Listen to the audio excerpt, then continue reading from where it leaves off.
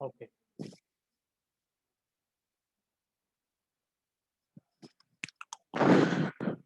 Very good morning and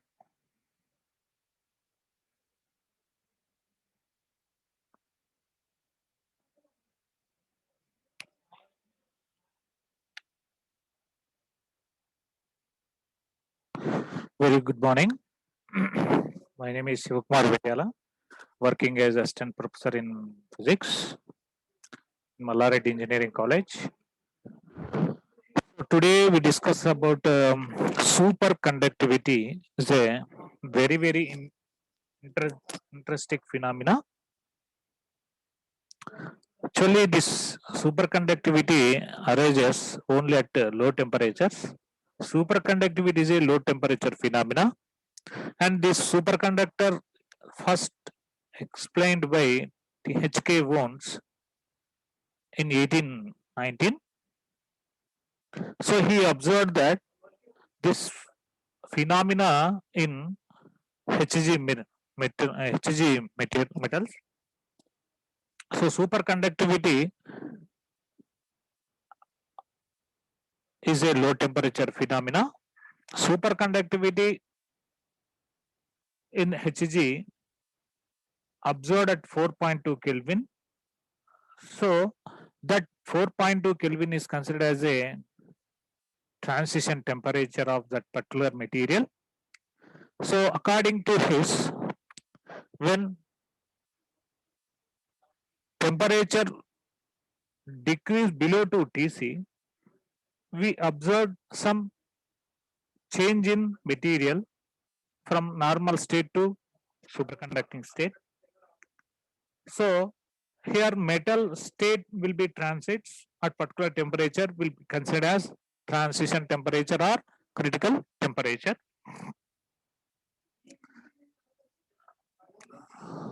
So here different materials having different Tc values. So different Tc values means here, for example, if we consider in particular diagram temperature versus resistance.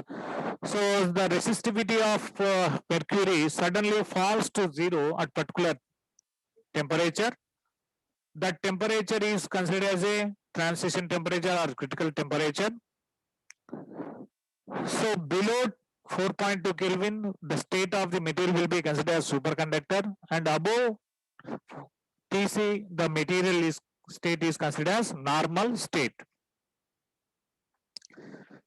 After mercury, H.K. Wounds will found these phenomena in tin, lead, and different kinds of materials. And after that, here he consider some of elements and periodic table. That's our blue shaded regions will be materials will be considered as ambient pressure. At ambient pressure, superconductivity phenomena observed, and in green color coated materials will be considered as only under high pressure metals will be shows superconductivity. So next one is another interesting phenomena is Misner effect. So Misner effect is nothing but the complete expulsion of all magnetic field by a superconducting material is called Misner effect. It's called Misner effect. So in normal state, if we consider the material, when magnetic flux of lines are not passing through is passing through the material without deflection. So that particular temperature will be considered as T greater than Tc, and that same material is in superconducting state. The magnetic flux of lines are expelled by the material. The temperature is below Tc. So here the Misner effect is a distinct characteristics of a superconducting from normal perfect conductor. In addition, this effect is exhibited by the superconducting materials only when the applied field is less than the critical field Hc. If there is no magnetic field inside the superconductor, relative permeability or diamagnetic constant mu are equal to 0. If magnetic induction B equal to 0, then the formula, the relation between BHM, B equal to mu naught into H plus M. And inside the superconductor, the B value is 0.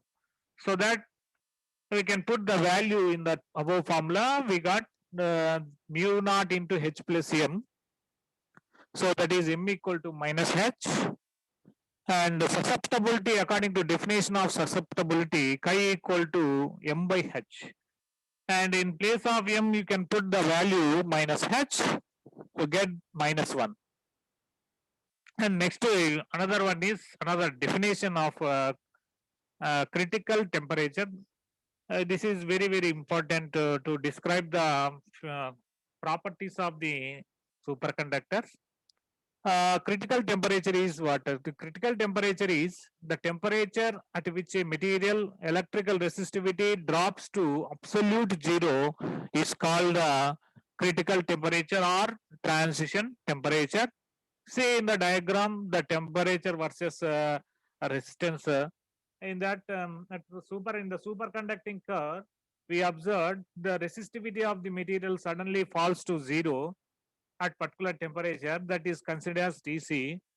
And but in normal superconductive metals and non-superconductive metals, the curve is not deviated, not falls to 0. So in non-superconducting materials, initially the metals having some resistivity. So that is the difference between superconductor and normal conductive materials. And here another one is below critical temperature material said to be in superconducting, and above this is said to be in normal state. And critical magnetic field, another important property of the superconductor is critical magnetic field HC. So initially we know that at particular temperature the material changing from superconducting state to normal state, the temperature will be considered as transition temperature or critical temperature. So here temperature is one of the parameter the changing the state of the material.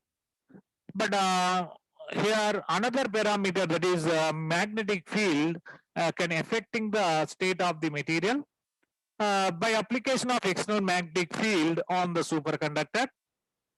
The material changing from normal state to superconducting state. So this phenomena is observed at particular constant temperature. So here in the curve of TC temperature versus applied magnetic field, we seen that at T equal to 0, we applied a maximum magnetic field to transit the material from superconducting state to normal state. That magnetic field is considered as H naught. That magnetic field is H naught. H naught represents the maximum magnetic field required to change the material from superconducting state to normal state. And when temperature increases, application of critical magnetic field is decreases. See here the relation between TC and HC is equal to H naught into 1 minus T by TC whole square.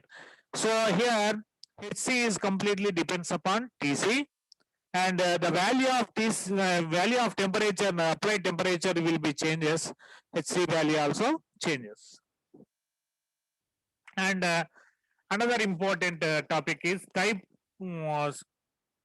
of superconductors. Types of superconductors are mainly classified into two types. One is type 1 superconductor and second one is type 2 superconductor. And what is type 1 superconductor? Here type 1 superconductor, basically the superconductors are classified into two types. Based upon the transition from superconducting state to normal state or normal state to superconducting state. Here the process of changing the state is reversible, so that here the material transits from one state to another state is two types of transitions observed. One is one is sharp transition, another one is broad transition. So based upon the transition of the material from one state to another state, the material is classified, superconductors are classified into two types. One is type 1 and second one is type 2. In the type 1 superconductor, soft superconductors are those which can tolerate impurities without affecting the superconducting properties, also called as soft superconductors. So these are the soft superconductors are type 1 superconductors, also called as pure superconductors. So no impurities are present in this material. So only one critical field exists for this superconductor. And when compare these properties with the type 2, in hard superconductors are those which cannot tolerate impurities. That is, the impurity affects the superconductive property, also called hard superconductors. And these are, because of the impurities, the transition will be broad in type 2 superconductors. And in type 2 superconductors, two critical fields observed, that is Hc1, that is lower critical field, and Hc2 is the upper critical magnetic field. And in a type 1 superconductor, critical field value is very low. But in type 2 superconductor, the critical field value is very high.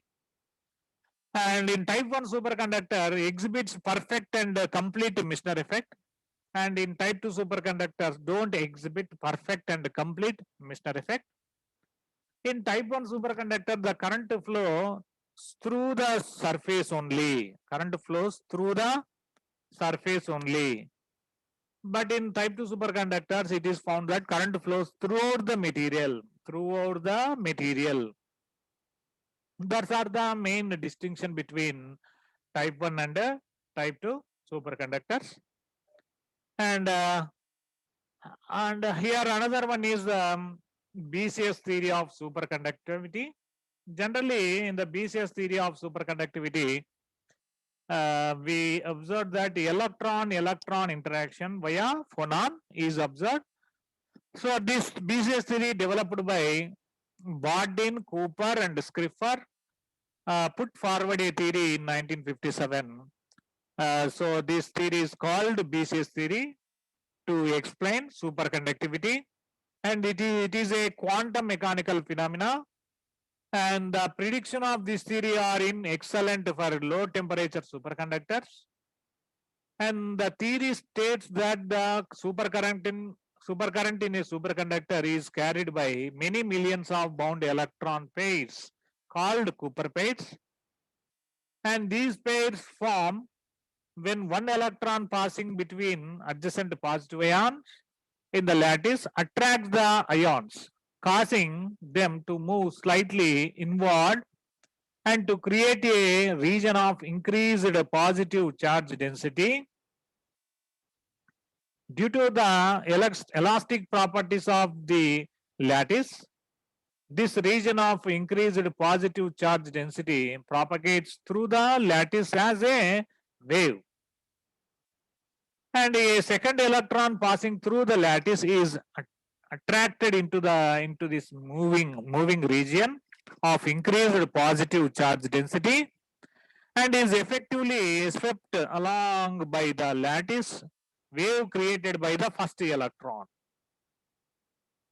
Thus, by pairing of 2 by 2, the electrons pass more smoothly through the lattice.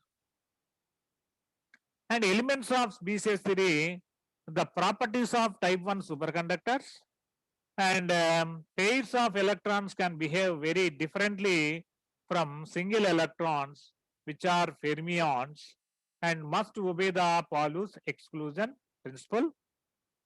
And the pairs of electrons act more like bosons, which can condense into the same energy level for temperatures such that the thermal energy is less than the band gap. The material exhibits zero resistivity. So Bardeen, Cooper, and Scriffer received the Nobel Prize in 1972 for the development of the theory of superconductivity. The transition of a metal from the normal to superconducting state has the nature of condensation of the electrons into a state which leaves a band gap above them. In normal state of metal, electrons move independently, whereas in BCS state, they are bound into Cooper plates by the attractive interaction. The BCS formulation is based on the reduced potential for the electron attraction. You have to provide energy equal to the energy gap to break a pair. To break one pair, you have to change the energies of all pairs. This is unlike the normal metal in which the state of an electron can be changed by adding a arbitrary small amount of energy. The energy gap is highest at low temperatures, but does not exist at temperatures higher than the transition temperature.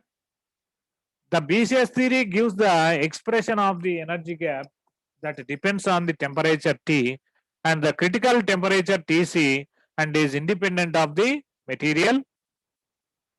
And in applications of superconductor is one of the application is magnetic levitation. So generally magnetic levitation is nothing but a magnetically levitated vehicles. Here mainly this effect is observed applicable in maglev vehicles. So generally the magnetic suspension is method by which an object is suspended with no support other than magnetic fields is called magnetic levitation. So here magnetic force is used to counteract the effects of the gravitational and any other accelerations. The two primary issues involved in magnetic levitation are lifting force, providing an upward force sufficient to counteract gravity, and stability, ensuring that the system does not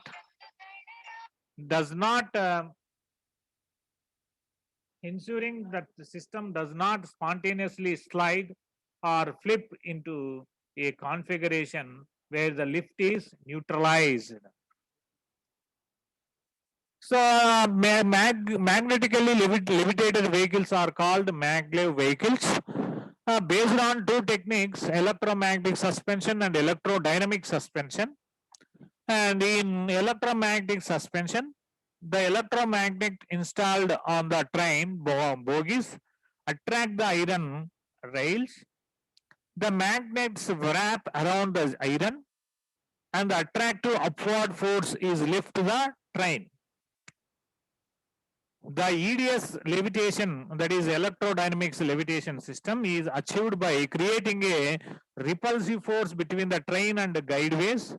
The basic idea of this is to levitate it with magnetic fields so that there is no physical contact between the train and guideway. Consequently, the maglev train can travel at a high speed of 500 km per hour. So this is the phenomena observed in maglev vehicles. So the train is in between the track. So here North Pole is repelled by South and North Pole is North Pole is repelled and North Pole and South Pole is attract. So and South Pole is repelled and South Pole is attract. So in this way, connections established in between track and train. And another application is smart magnets. Smart magnet is, we know that these are different from the regular magnets. When one require high magnetic field strength with a small dimension magnet, smart magnets can be used. They are made up of superconducting materials. When current flows through this material, it produces magnetic field of high strength. And also another important application is in transmission lines. generally transmission in the transmission lines, some amount of energy is wasted, heat in the form of heat. That is Joule's heating effect is observed in normal conductors. Instead of normal conductors, if you use the superconducting wires, the heat never be radiated. So the amount of energy not wasted. So mainly superconductors are helpful and in transmission lines. And another one is Josephson effect. So Josephson effect is nothing but tunneling of electron from one superconductor to another superconductor without dissociation, and where two wave functions of electrons are highly correlated is called Josephson effect. And explanation of Josephson effect will be considered consists of thin layer of insulating material placed between two superconductors, and the insulator act as a barrier to the flow of electrons, and voltage developed when current flows between superconductors by tunneling effect, and quantum tunneling occur at the insulator gap.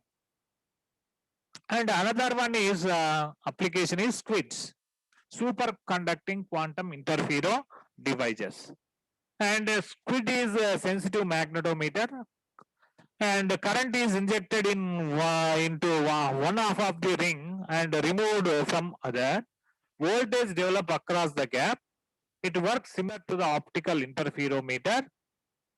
Cooper pairs passed through the gap and their quantum interference wave function interfere each other.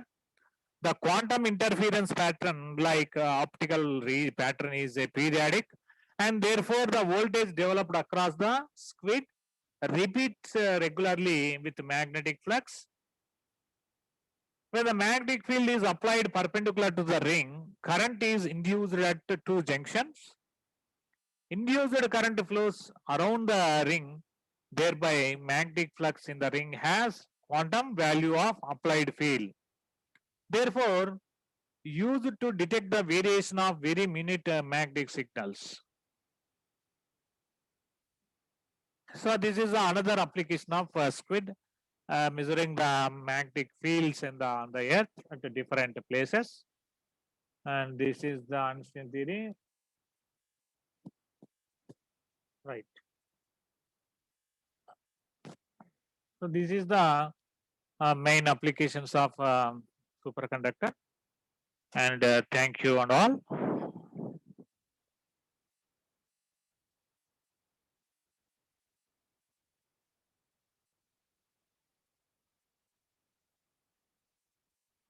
Okay. Right.